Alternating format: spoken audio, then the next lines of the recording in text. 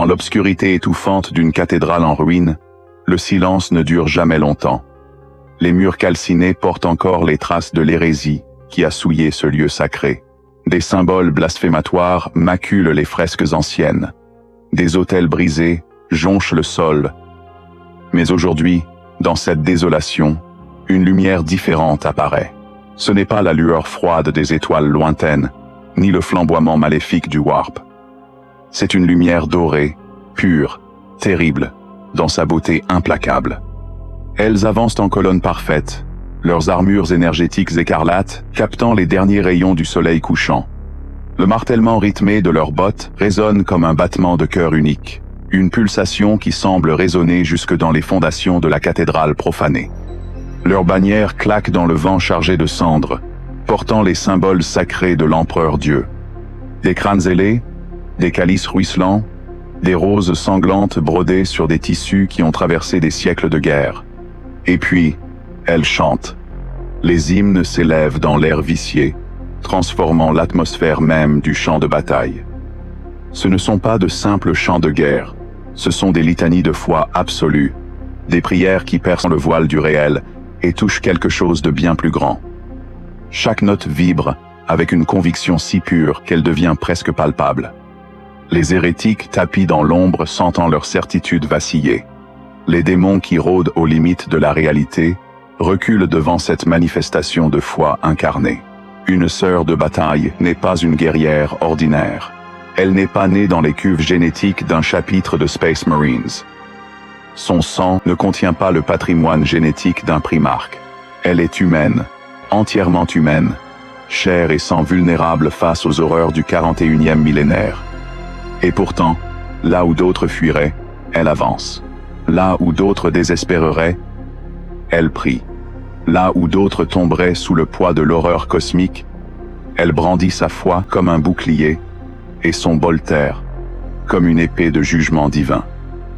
Les Adeptas Sororitas, connus dans toute la galaxie sous le nom de Sœurs de bataille, représentent l'un des piliers les plus fascinants et les plus redoutables de l'impérium de l'humanité.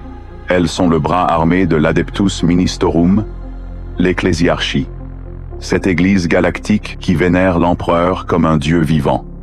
Alors que l'empereur lui-même rejetait toute divinité pendant la Grande Croisade, 10 000 ans après son enfermement dans le trône d'or, des milliards d'humains à travers la galaxie prient en son nom.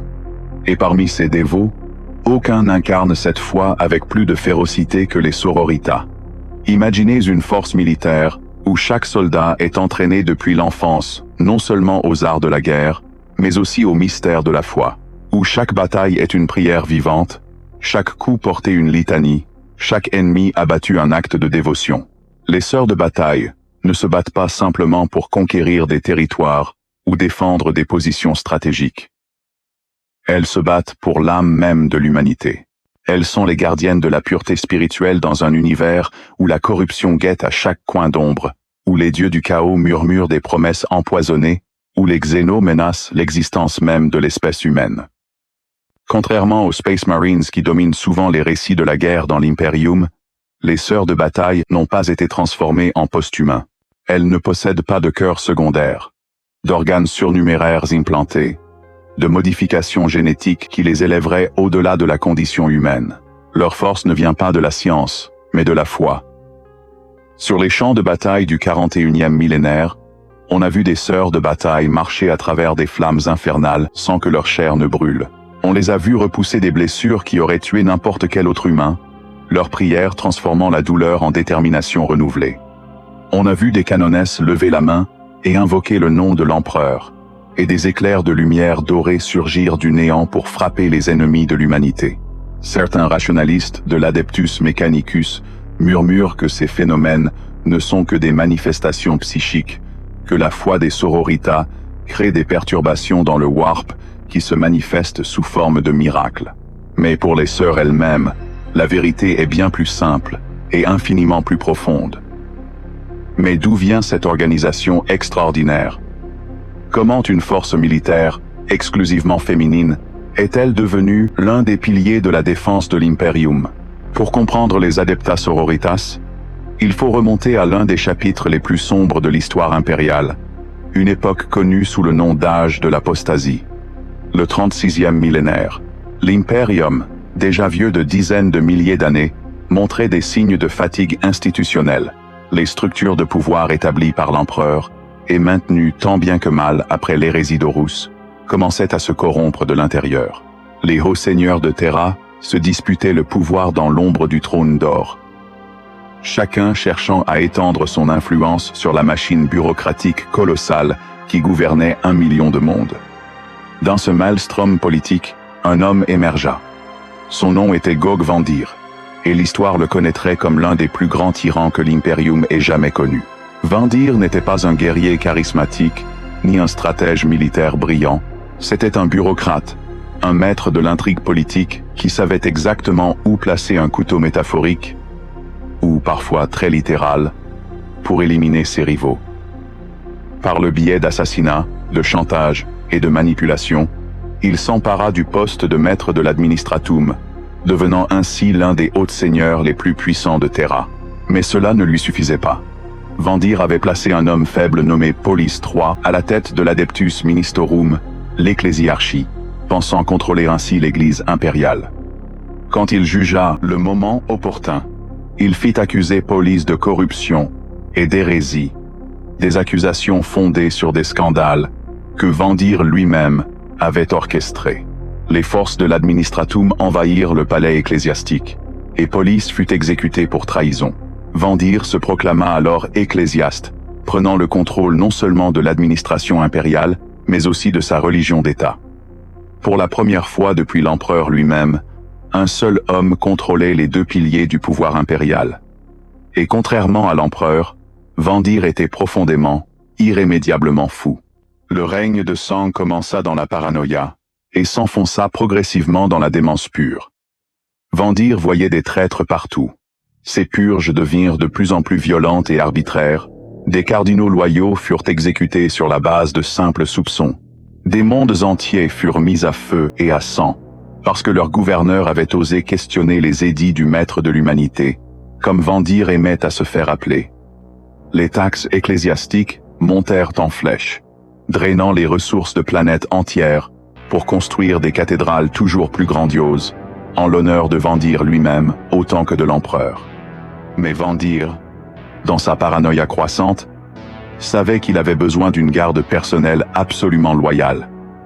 Les Space Marines ne répondraient jamais à ses ordres. L'Adeptus Custodes le méprisait et restait cloîtré dans les profondeurs du palais impérial. Les armées de l'Astra Militarum étaient trop dispersées, et leurs officiers trop indépendants. Il lui fallait quelque chose de différent, une force qui lui serait entièrement dévouée. C'est alors que ses agents lui rapportèrent l'existence d'un culte étrange sur le monde agricole de Sanléor. Les filles de l'empereur, comme elles s'appelaient, formaient un ordre exclusivement féminin qui vouait une dévotion absolue à l'empereur Dieu. Elles s'entraînaient aux arts de la guerre depuis l'enfance, cherchant la perfection martiale comme forme de prière. Leur doctrine prêchait la pureté intérieure comme chemin vers la force extérieure. Elles ne comptaient que 500 membres environ, mais leur réputation de guerrières féroces avait atteint même les oreilles des espions de Vandir. Le tyran se rendit personnellement sur Saint-Léor.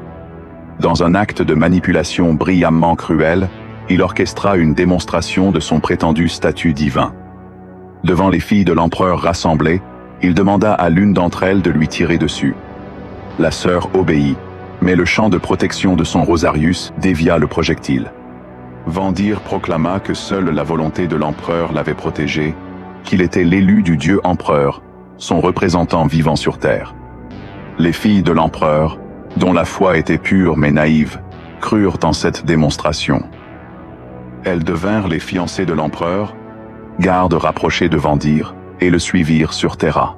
Là, rebaptisées encore une fois en fiancées de Vandir dans certaines sources, elles formèrent un rempart impénétrable autour du tyran.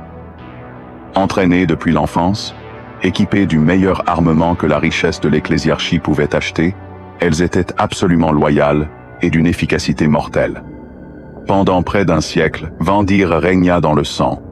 Mais même la tyrannie la plus absolue finit par susciter la résistance. Dans les secteurs éloignés de l'Imperium, des voix commencèrent à s'élever contre la folie de l'ecclésiaste. Un prédicateur nommé Sébastien Thor émergea, prêchant un retour aux véritables enseignements de la foi impériale. Sa coalition de lumière rassembla d'abord quelques mondes, puis des dizaines, puis des centaines. Quand une tempête warp massive détruisit la flotte que Vandir avait envoyée pour écraser Thor, beaucoup y virent un signe de la volonté divine. L'empereur lui-même semblait rejeter son prétendu représentant. Les Space Marines, longtemps réticents à s'impliquer dans les querelles politiques de l'Imperium, commencèrent à soutenir ouvertement Thor. L'Adeptus Mechanicus, dont le fabricateur général voyait ses forges pillées pour financer les folies architecturales de Vandir, rejoignit également la coalition. Une flotte massive convergeait vers Terra, déterminée à mettre fin au règne de sang. La bataille pour le palais ecclésiastique fut terrible. Les Space Marines, parmi les plus grands guerriers de l'Imperium, se heurtèrent à un mur vivant formé par les fiancées de l'empereur. Ces femmes, motivées par une foi absolue en la divinité de Vandir, se battaient avec une férocité qui impressionna même les Astars. Ce qui aurait dû être une prise rapide de la forteresse se transforma en un siège sanglant qui menaçait de durer des mois. C'est alors que les Adeptus Custodes intervinrent. Les gardiens de l'empereur, qui s'étaient tenus à l'écart du conflit, observant depuis les profondeurs du palais impérial, comprirent que l'Imperium risquait de se déchirer complètement. Utilisant des passages secrets connus de seuls, un groupe de custodes pénétra dans le palais de Vandir et demanda audience aux fiancés de l'empereur. Les négociations furent longues et tendues. Les fiancés refusaient d'accepter que Vandir puisse être un tyran, qu'il puisse avoir trahi l'empereur, qu'elle servait toute. Finalement, le centurion des custodes fit une proposition audacieuse. Il emmènerait Alicia Dominica, la commandante des fiancés, ainsi que ses gardes du corps les plus proches, devant l'empereur lui-même. Ce qui se passa dans la salle du trône reste l'un des mystères les plus grands de l'histoire impériale. Dominica et ses compagnonnes furent liées par des serments de silence absolu. Tout ce que l'on sait, c'est qu'elles ressortirent transformées. Certains disent qu'elles virent l'état véritable de l'empereur, son corps brisé maintenu en vie par les machines du trône d'or, et comprirent la trahison de Vandir, qui prétendait le représenter.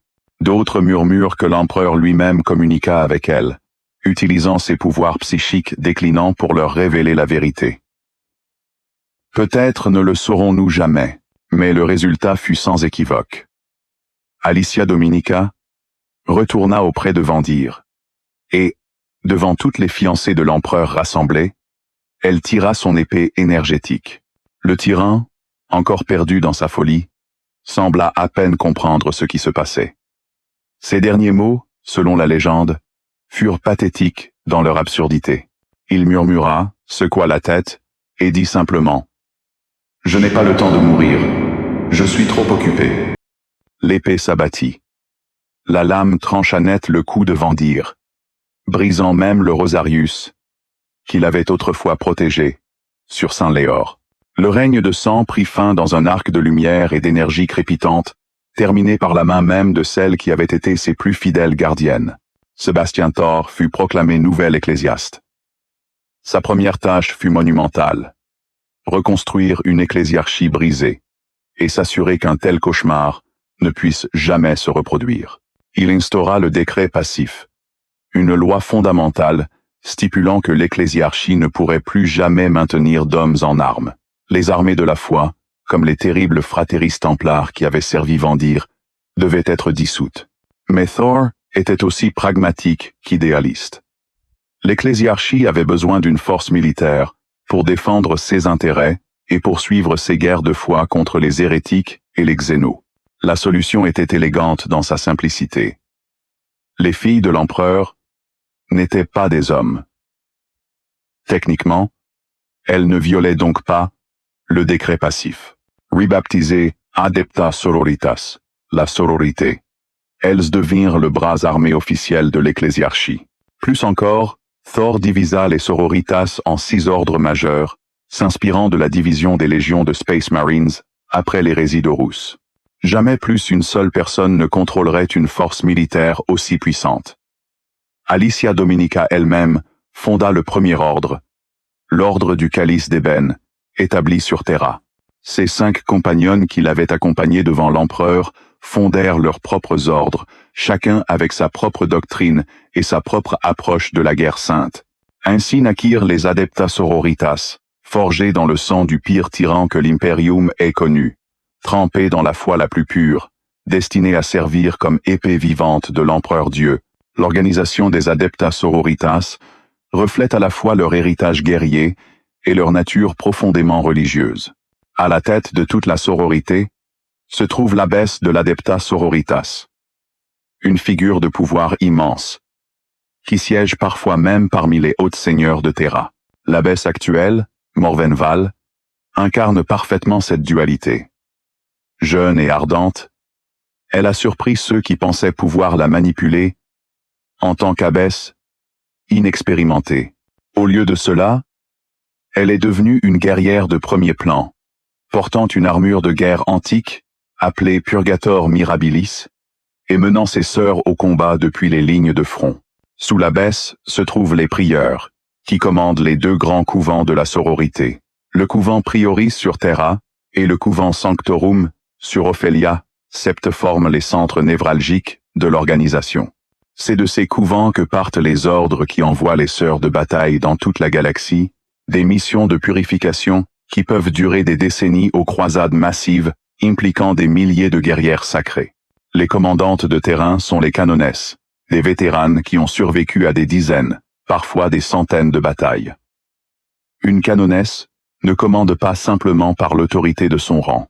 Elle inspire par l'exemple, se tenant au premier rang de chaque charge. Son épée énergétique, levée haut tandis que ses hymnes de guerre, résonnent par-dessus le fracas de la bataille. Certaines canonesses développent des réputations légendaires. On parle de canonesses véridianes, dont la simple présence sur un champ de bataille a mis en déroute une horde entière de cultistes du chaos. D'autres, comme canonesse Selena Agnia, de l'ordre de la Rose Sacrée, ont mené des campagnes entières, affrontant non seulement des xénos et des hérétiques, mais parfois même d'autres forces impériales, dans des conflits complexes pour le contrôle de systèmes entiers. Mais le cœur des Adepta Sororitas réside dans ces ordres militants, les 6 ordres majeurs qui forment l'essentiel de sa puissance militaire. L'ordre de Notre-Dame Martyre est peut-être le plus célèbre de tous. Fondé en l'honneur de Sainte Catherine, l'une des compagnonnes originelles d'Alicia Dominica, cet ordre embrasse la philosophie du sacrifice ultime. Leurs sœurs croient que le sang des martyrs est la force vitale de l'Imperium, que chaque mort sacrée renforce la foi de ceux qui survivent. Sur le champ de bataille, cette conviction se traduit par une férocité redoublée lorsque leurs sœurs tombent. Une unité de l'ordre de Notre-Dame Martyre, qui voit ses rangs décimés, ne recule pas, ne chancelle pas. Au contraire, les survivantes combattent avec une rage sacrée encore plus grande, comme si les esprits de leurs sœurs tombées guidaient leurs coups.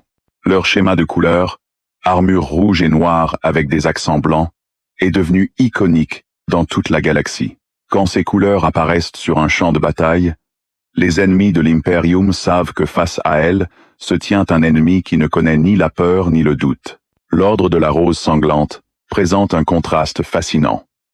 Là où Notre-Dame Martyre canalise le sacrifice en détermination froide, la Rose Sanglante embrasse la fureur pure et brûlante.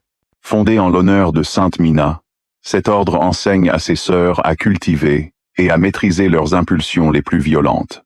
Dès leur recrutement, les novices entendent des litanies interminables, détaillant les atrocités commises par les hérétiques, les mutants et les xénos. Ces récits ne sont pas censés les effrayer, mais les enflammer. Chaque histoire de monde brûlé, chaque description de corruption chaotique, chaque compte-rendu d'invasion xénos, devient un combustible pour la haine sacrée qui brûle dans leur cœur.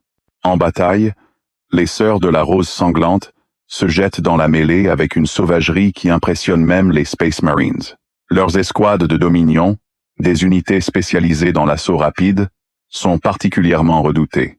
Armées de fuseurs et de bolters, elles se déferlent sur les lignes ennemies dans un ouragan de feu et de fureur, ne s'arrêtant que lorsque tous les ennemis sont réduits en cendres fumantes. L'ordre du cœur valeureux offre un contraste marqué avec la rose sanglante. Leur sœur incarne la détermination stoïque face à l'adversité. Elle croit que la souffrance endurée au nom de l'empereur est la plus haute forme de dévotion. Cette philosophie se manifeste de manière presque surhumaine sur le champ de bataille. Des sœurs du cœur valeureux ont été documentées continuant à combattre avec des blessures qui auraient mis hors de combat n'importe quel autre guerrier. Une jambe brisée, elles s'appuient sur leur bolté comme béquille et continuent à tirer. Un bras arraché, elles ramassent leurs armes de l'autre main et avancent. Leur doctrine enseigne que chaque moment de douleur supporté est une prière offerte à l'empereur. Que chaque blessure endurée pour la cause de l'humanité les rapproche de la divinité. Leurs unités de Retributors, les porteuses d'armes lourdes de l'ordre, sont particulièrement renommées. Quand une équipe de Retributors du cœur valeureux installe ses canons bolters lourds ou ses multifuseurs, elle ne les abandonne pas. Peu importe l'intensité du feu ennemi qui s'abat sur leur position. L'ordre de la rose sacrée apporte quelque chose d'unique au champ de bataille. Le calme, au milieu du chaos. Fondé en l'honneur de Sainte Arabella, cet ordre enseigne que la victoire vient de la foi disciplinée, plutôt que de la passion débridée. Leurs sœurs chantent des hymnes de sérénité, même alors que les explosions secouent le sol autour d'elles. Elles croient que leurs paroles et actions sont guidées directement par la volonté divine de l'empereur, qu'elles ne sont que des conduits pour sa sagesse. Cette conviction se traduit par une précision presque surnaturelle dans leurs tirs et une coordination tactique remarquable. Leurs chefs sont souvent des oratrices brillantes, capables de rallier non seulement leurs propres sœurs, mais des régiments entiers de l'Astra Militarum, avec des sermons enflammés, prononcés au milieu de la bataille. Leur schéma de couleur blanc et noir avec des accents rouges reflète cette dualité entre pureté spirituelle et détermination martiale. L'ordre du Calice d'Ébène, le premier ordre fondé par Alicia Dominica elle-même, maintient les traditions les plus anciennes de la sororité.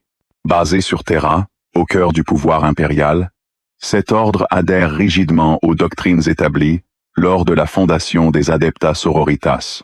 Leurs rituels et leurs protocoles reflètent ceux des filles de l'empereur originel sur Saint-Léor. Cette adhérence stricte à la tradition ne signifie pas stagnation.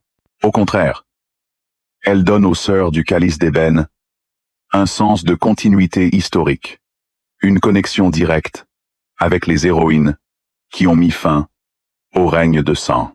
Elles se considèrent comme les gardiennes de l'âme même de la sororité, et cette responsabilité se manifeste dans chaque aspect de leur service. L'ordre du linceul d'argent se distingue par sa mobilité et son audace tactique.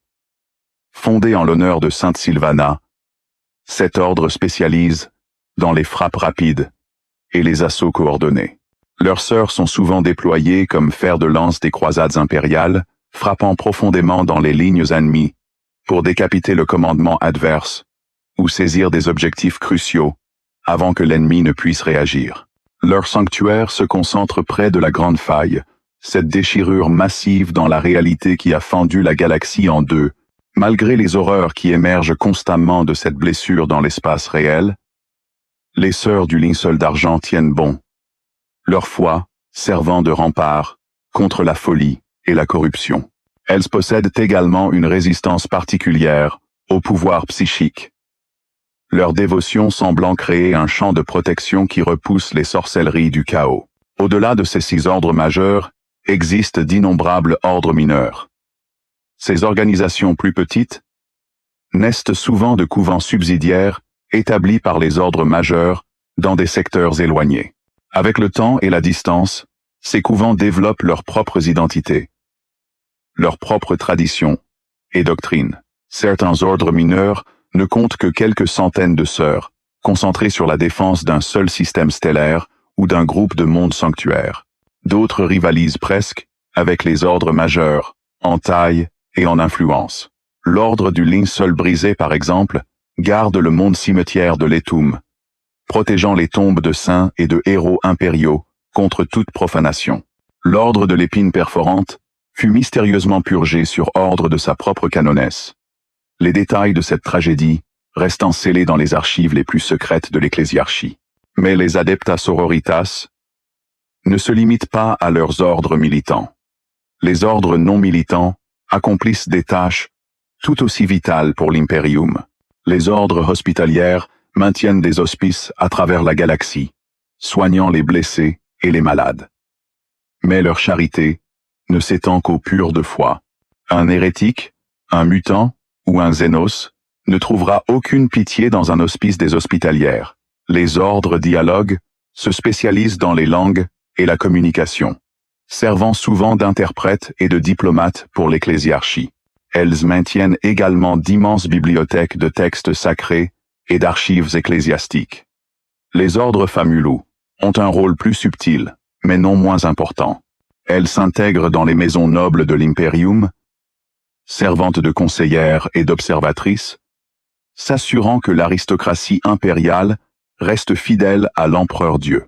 Cette diversité au sein des adeptas sororitas crée une organisation d'une complexité et d'une profondeur remarquables. Chaque ordre, qu'il soit militant ou non, contribue à la mission globale de la sororité, maintenir la foi de l'humanité, dans un univers qui semble conçu pour la détruire. Mais qu'est-ce qui rend vraiment les sœurs de bataille uniques? Qu'est-ce qui les distingue d'autres forces d'élite de l'Imperium, comme les Sions du Militarum Tempestus ou même les redoutables Space Marines? La réponse tient en un mot: la foi. Mais pas simplement une croyance passive. La foi des adeptas sororitas est une force active, tangible, qui se manifeste littéralement sur le champ de bataille, sous forme de miracles. Ces manifestations sont connues sous le nom d'actes de foi, et elles défient toute explication rationnelle. Une escouade de sœurs de bataille encerclées par des cultistes du chaos se met à chanter un hymne de protection.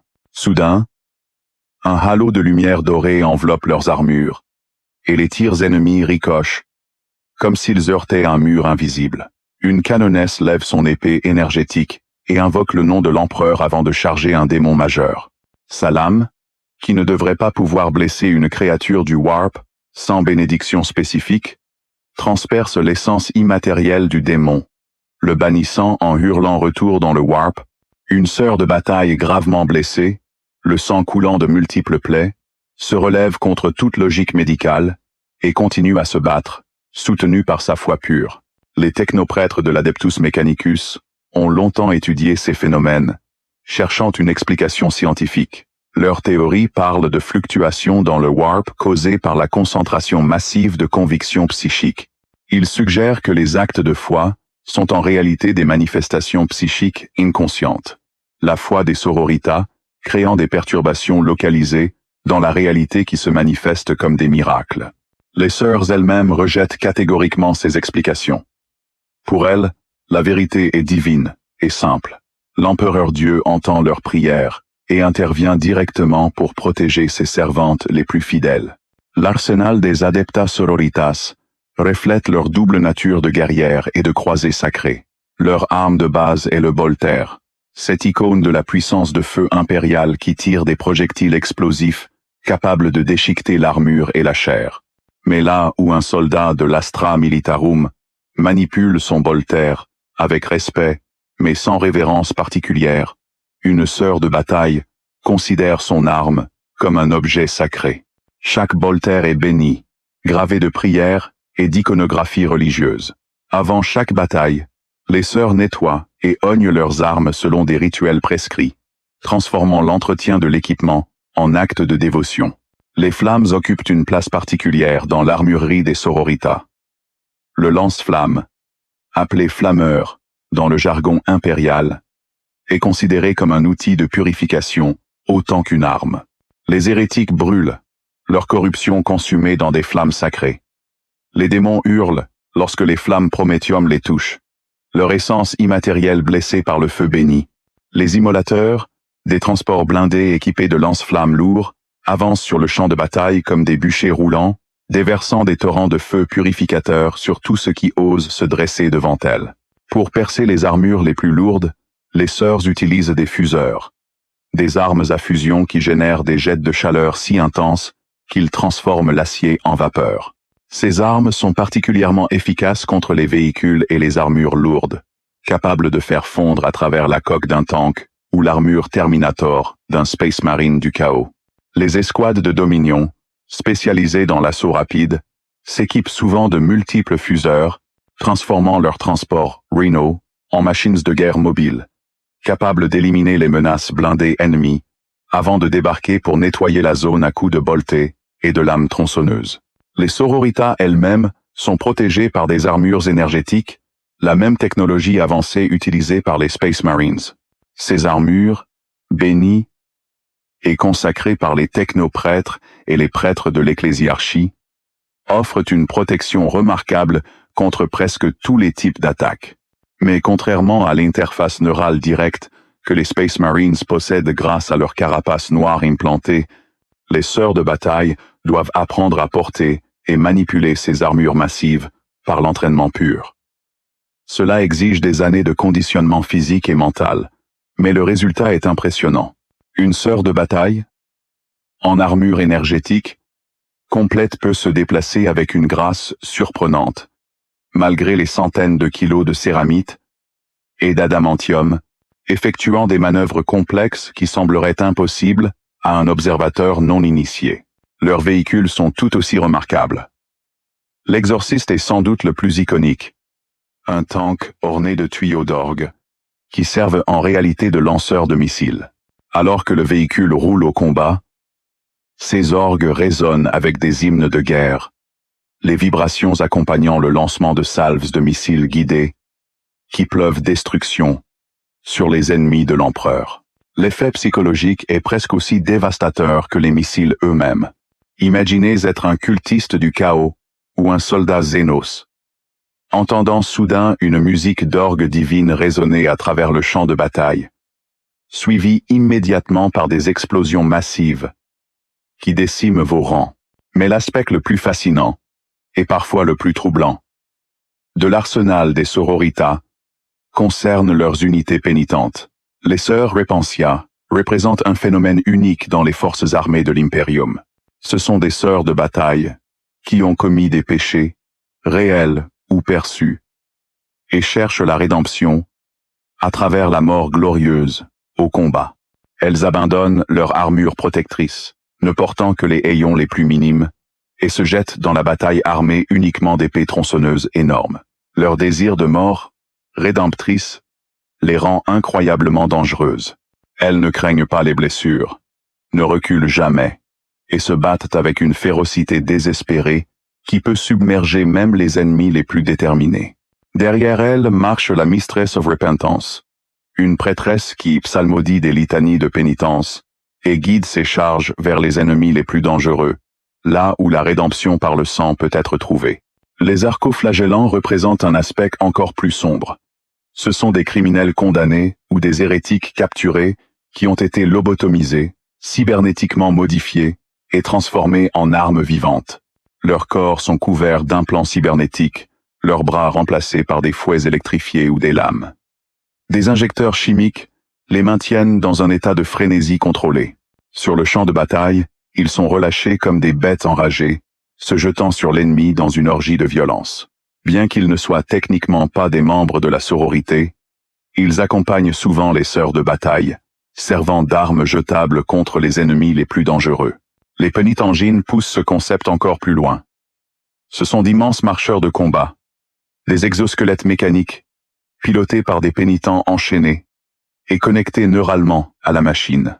Ces pilotes subissent une douleur constante, leur pénitence transformée en fureur contre les ennemis de l'empereur.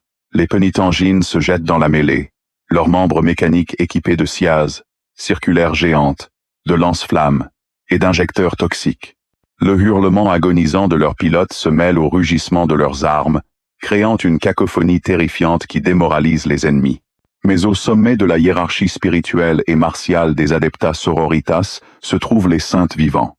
Ces êtres extraordinaires sont des sœurs de bataille, dont la foi était si pure, leur dévotion si absolue, qu'elles ont transcendé la mortalité ordinaire. La plus célèbre, et sans conteste sainte, Célestine. L'histoire de Célestine est enveloppée de mystères et de miracles. On sait qu'elle était autrefois une sœur Repentia, de l'ordre de Notre-Dame martyre, cherchant la rédemption pour des péchés non spécifiés. Durant le schisme palatin, une guerre de foi prolongée contre des hérétiques, elle tomba au combat, après avoir tué plus de 100 schismatiques. Son corps fut récupéré par ses sœurs qui découvrirent, des jours plus tard, qu'elle vivait encore. Ses blessures avaient miraculeusement guéri. Quand la bataille reprit, Célestine mena l'assaut. Mais au lieu d'attaquer directement la capitale ennemie, elle se rendit sur un monde reculé, appelé Sanctus Lis, site d'un ancien sanctuaire, visité autrefois par Sainte Catherine. Seule, elle descendit dans une crypte cachée. Ce qui se passa là, reste inconnu. Mais à l'aube, elle émergea transformée. Elle portait l'armure de Sainte Catherine, une relique antique, d'une beauté et d'un pouvoir extraordinaire. Dans sa main brillait l'ardent blade, une épée enflammée d'énergie divine, et de son dos s'étendaient des ailes d'ange, dorées et lumineuses. Célestine était devenue une sainte vivante. Depuis lors, Célestine est morte et revenue à la vie de nombreuses fois. Elle apparaît lors des moments les plus désespérés, quand les forces impériales sont au bord de l'anéantissement. Durant la 13e croisade noire, quand Abaddon le spoliateur lança son assaut final contre Cadia, Célestine se manifesta à la tête de milliers de sœurs de bataille, qui avaient été perdues dans le Warp. Elle combattit personnellement Abaddon. Et bien que Cadia finit par tomber, elle guida de nombreux survivants vers la sécurité, à travers le webway des Eldars. Elle joua même un rôle crucial dans la résurrection de Robut Guilliman, le primarque des Ultramarines, et l'accompagna durant la croisade Terran jusqu'au palais impérial lui-même. Les pouvoirs de Célestine défient toute explication. Elle peut voler sur ses ailes divines, invoquant des flammes psychiques pour incinérer ses ennemis. Elle peut guérir les blessés d'un toucher, leur insufflant l'énergie divine qui l'anime. Elle ne nécessite ni nourriture ni air, pouvant combattre dans le vide de l'espace ou dans les environnements les plus toxiques sans protection. Et surtout, elle possède le don de résurrection. Peu importe combien de fois elle tombe au combat, elle revient, encore et encore, comme si la mort elle-même ne pouvait retenir une âme si pure et si déterminée. Elle est accompagnée par les Gemini Superia, 2 canonesses nommées Geneviève et Eleanor, qui tombèrent durant la 13e croisade noire. Célestine les ressuscita, en faisant ses championnes immortelles. Ensemble, ce triumvirat de foi devient une force presque invincible. Un phare de lumière divine, au milieu des ténèbres du 41e millénaire. Dans l'obscurité oppressante du 41e millénaire, où l'humanité se bat pour sa survie contre des menaces qui dépassent l'entendement, les Adeptas Sororitas représentent quelque chose de fondamental, l'espoir à travers la foi, la force à travers la conviction, et la rédemption à travers le sacrifice. Elles ne sont pas des super-soldats génétiquement modifiés. Ce sont des femmes, des êtres humains ordinaires élevés à l'extraordinaire par leur foi absolue en l'Empereur Dieu. Et c'est précisément cette humanité qui rend leur héroïsme encore plus remarquable. Quand une sœur de bataille se tient face à un démon du chaos, face à une horde d'orques ou face à une créature tyrannide monstrueuse, elle ne le fait pas avec l'assurance d'une biologie supérieure. Elle le fait avec la certitude absolue que l'empereur la protégera, que sa foi est un bouclier plus solide que n'importe quelle armure, et que sa mort, si elle doit venir, ne sera qu'un autre martyr, glorifiant le Dieu empereur. Dans l'ère Indomitus actuelle, alors que la grande faille a fendu la galaxie, et que des forces du chaos déferlent de cette blessure béante dans la réalité, les Adeptas Sororitas sont plus importantes que jamais. Sous la direction de l'abbesse Morvenval, elles participent aux plus grandes croisades lancées depuis la grande croisade elle-même. Leurs chants résonnent sur des milliers de mondes. Leurs flammes purifient les souillures du chaos. Et leur boltère apporte le jugement de l'empereur aux 4 coins de la galaxie. L'histoire des sœurs de bataille est une épopée de foi, de sacrifice et de miracles. Des cendres du règne de sang jusqu'au champ de bataille de l'ère moderne, elles ont prouvé encore et encore qu'aucune force dans la galaxie ne peut se dresser contre la conviction absolue. Elles sont les flammes qui brûlent dans l'obscurité, les voix qui chantent la gloire de l'empereur, dans le silence du vide. les épées, qui ne se brisent jamais tant que la foi demeure. Alors la prochaine fois que vous verrez des armures écarlates, avancer à travers la fumée d'un champ de bataille, que vous entendrez des hymnes résonner par-dessus le fracas des armes, souvenez-vous, ce ne sont pas simplement des soldats. Ce sont les adeptas sororitas, les sœurs de bataille, et elles apportent avec elles le jugement de l'empereur lui-même. Si cette plongée dans l'univers des sœurs de bataille vous a plu, n'oubliez pas de laisser un like et de vous abonner à l'Oracle de Terra pour plus de contenu sur l'univers fascinant de Warhammer. Que l'empereur vous protège, et que votre foi reste inébranlable face aux ténèbres qui nous entourent.